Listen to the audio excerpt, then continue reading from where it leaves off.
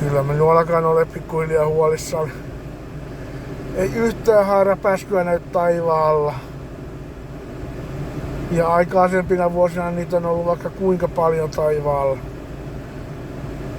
Yleensä ne on paikkauskollisia lintuja olleet, että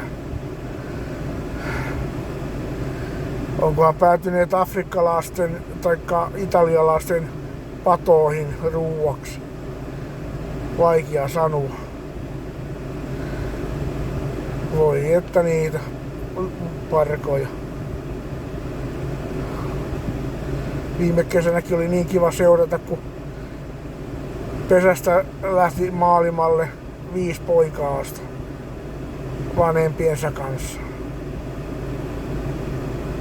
Ja edellisenä kesänä kanssa. Ja sitä edellisenä vuonna ja sitä edellisenä vuonna.